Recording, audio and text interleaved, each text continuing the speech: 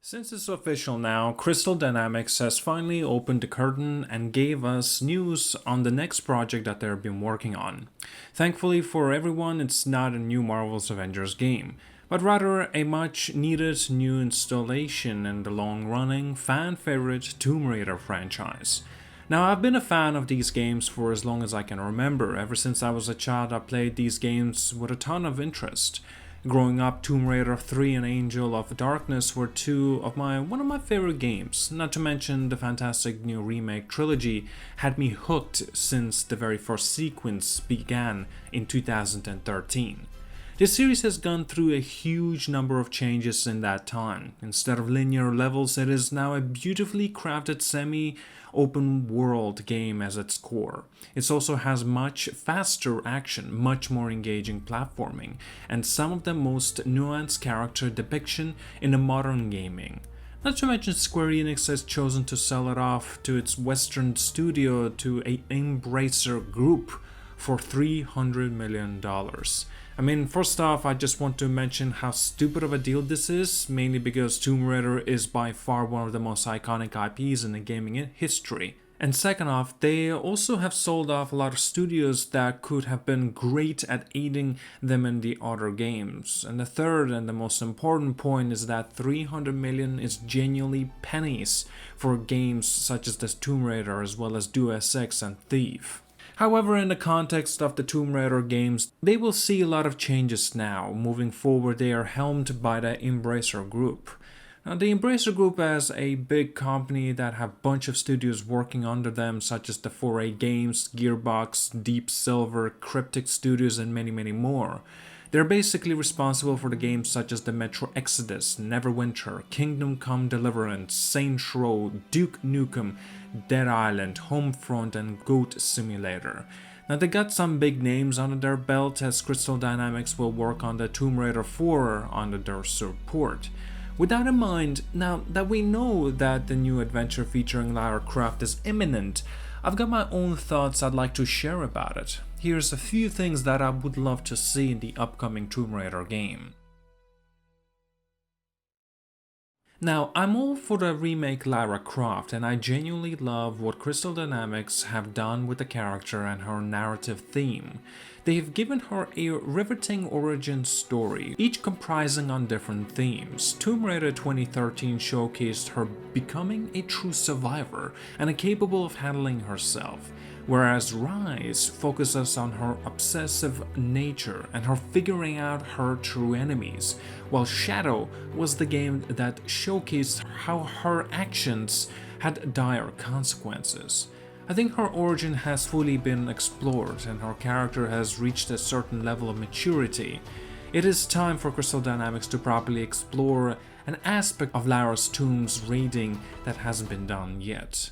Throw her in a larger-than-life situation, give her actual supernatural enemies, more mythical beasts for her to fight, more tombs to raid that aren't just challenge tombs, or tombs you raid for small tidbits of story content. Lara Croft's character is best when she is in pursuit of the knowledge, and when she's going up against terrifying things that where a mere human shouldn't be able to handle. It's always much more engaging story when Lara is battling against unthinkable odds. She was a badass woman with an attitude in older games.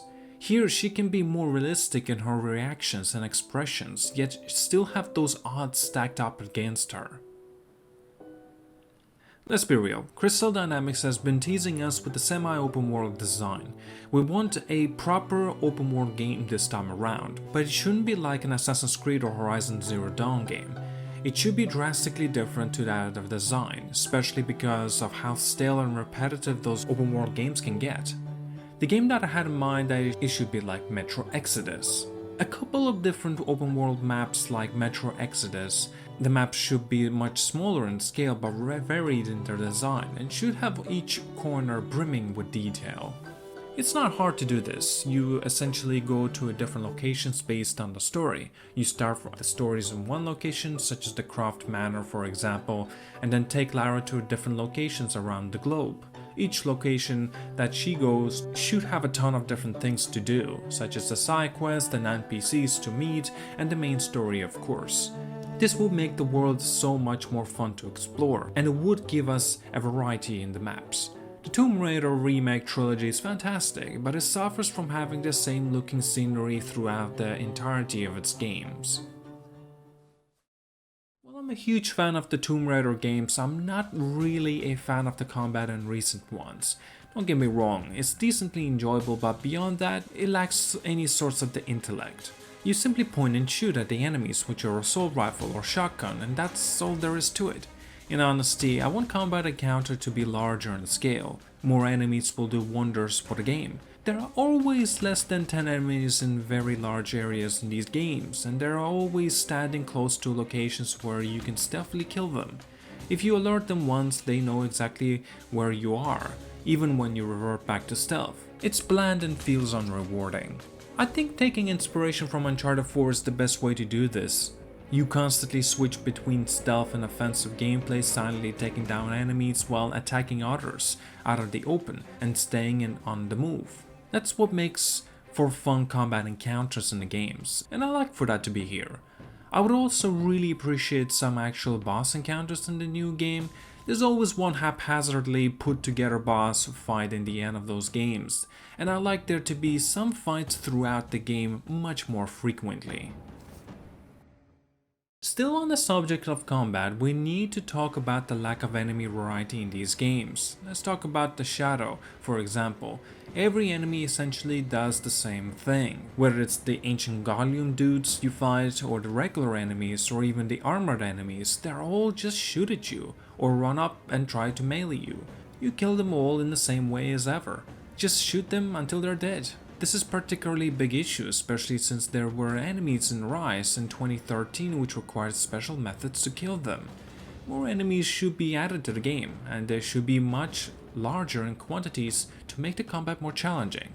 Enemies should make you use your items in your arsenal, give enemies resistance to poison with gas masks, or give them an ability to block your bullets, dodge your arrows, flank you. A more complicated enemy AI would go a long way in improving gameplay quality. You can start the game and finish it without upgrading literally anything, and it would still be quite easy for you to go through it.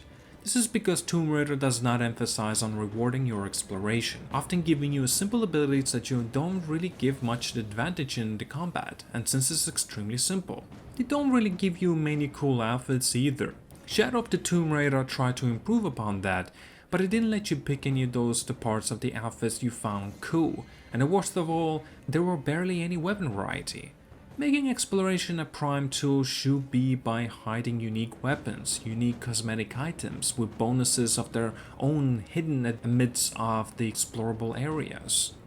They don't all need to be in cryptic or small challenge tombs, but making them not so easy acquirable will do wonders for the exploration in the game. This can also give players more tools to go against the much harder enemies of the new game, and more challenging combat system that will be put into place.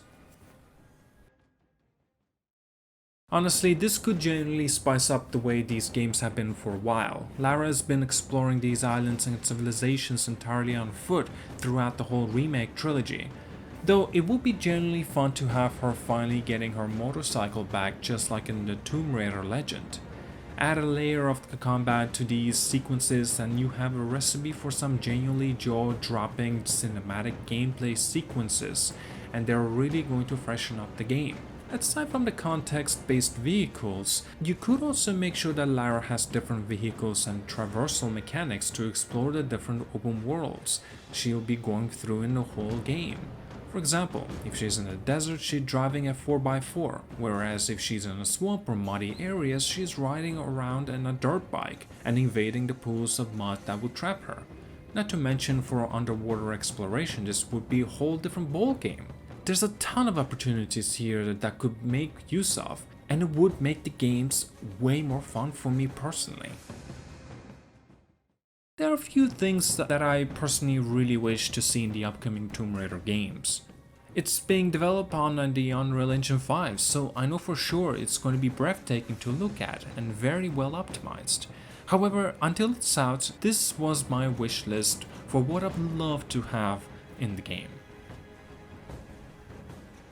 Please consider supporting me on my Patreon to see these special videos earlier, including with the extra additional rewards. And check out my playlist of all the special videos that I have already uploaded. I'm very proud of them. Please also do let me know what you think of them.